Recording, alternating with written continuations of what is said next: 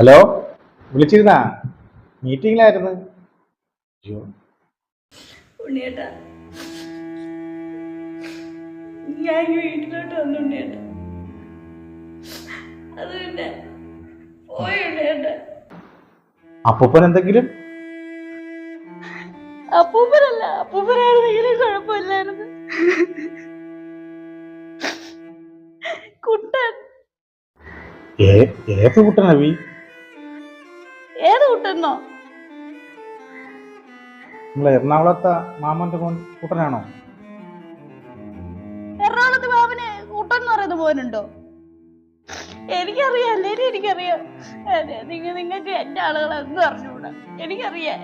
എത്ര വർഷമായി കല്യാണം കഴിഞ്ഞിട്ട്, എന്നിട്ട് നിങ്ങൾക്ക് ആരെങ്കിലും അറിയാവോ? എന്നാലും നിങ്ങൾ കുട്ടനെ മറന്നല്ലോ. നിങ്ങൾ പ്ലാവിന് കൊടുത്താലേ അവൻ തിന്നത്തുള്ളായിരുന്നു. എന്നിട്ട് നിങ്ങൾ മറന്നുപോയല്ലോ. ഈ ആട് ചത്ത? ചത്തന്നാ? അല്ല, മരിച്ച? മരിച്ച്. എന്നാലും സംഭവം എങ്ങനെ? അമ്മ രാവിലെ അതിനെ അഴിച്ച് കൊണ്ടുവന്ന് പോസ്റ്റി കെട്ടിയതാവേണ്ടിയതാ. ഷോക്കടിച്ച് അപ്പോഴേ. അയ്യോ, എന്തായാലും കഷ്ടം തന്നെ.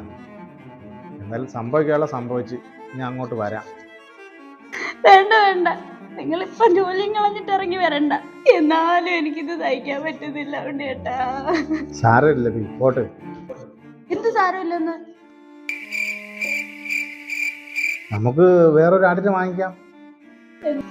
വേറൊരാടിനെ വാങ്ങിച്ചാൽ നമ്മുടെ കുട്ടനെ പോലെ ആവോ ഉണ്ണിയേട്ടാ? നീ സങ്കടപ്പെടാതെ. അവിടെ ഇപ്പൊ എന്തായി കാര്യങ്ങൾ? എന്താവാൻ, സൂപ്പ് റെഡിയായി. സൂപ്പോ? ഇച്ചിരി ഉപ്പ് കുറവുണ്ടെന്നേ ഉള്ളു. പിന്നെ ഉച്ചയ്ക്ക് ഇവിടെ മട്ടൻ കറിയാ. മട്ടൻ കറിയോ? നിങ്ങൾ ഉച്ചയ്ക്ക് നേരെ ഇങ്ങോട്ട് പോര്. പിന്നെ ഒരാശ്വാസം, അവൻ നമ്മളെ വിട്ട് പോകത്തില്ല ഉണ്ണിയേട്ടാ. അവനിപ്പോ നമ്മുടെ ഉള്ളിൽ തന്നെ ഉണ്ടല്ലോ.